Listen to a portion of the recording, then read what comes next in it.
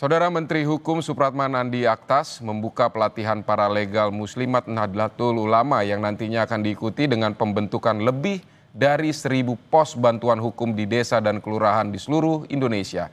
Acara yang diikuti oleh 2.500 peserta ini dinyatakan memecahkan rekor muri sebagai pelatihan paralegal perempuan terbanyak di Indonesia.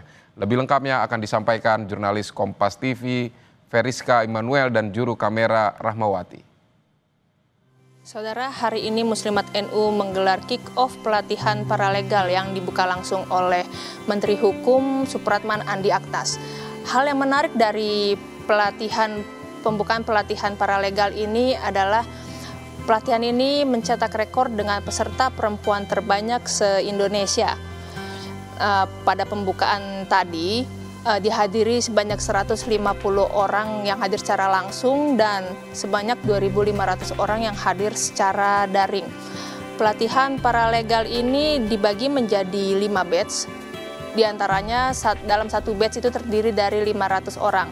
Pada batch pertama tanggal 16 hingga 18 Juni 2025, batch kedua 19 sampai 21 Juni 2025, dan dari kedua batch ini dilaksanakan di Jawa Timur dengan peserta terbanyak sebanyak 1.059 orang.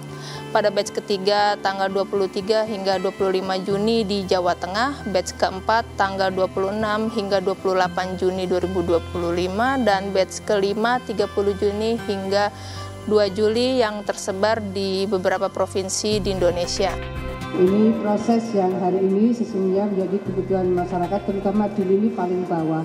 Bagaimana sesungguhnya mediasi, kemudian penyuluhan, dan juga proses yang bisa kita perbantukan kepada masyarakat di lini paling bawah ketika mereka berhadapan dengan persoalan-persoalan hukum atau kita proaktif untuk membantu mediasi. Jadi yang kami underline misalnya adalah soal faraid.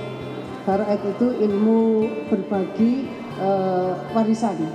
Ini cukup banyak di lini paling bawah, itu memang harus dibangun mediasi.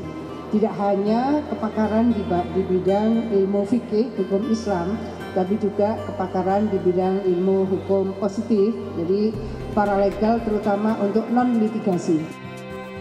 Ketua Dewan Pembina Muslimat NU, Khofifah Indar Parawansa, menyebutkan salah satu yang menjadi fokus dalam pelatihan ini adalah yakni terkait kasus penyimpangan seksual di keluarga.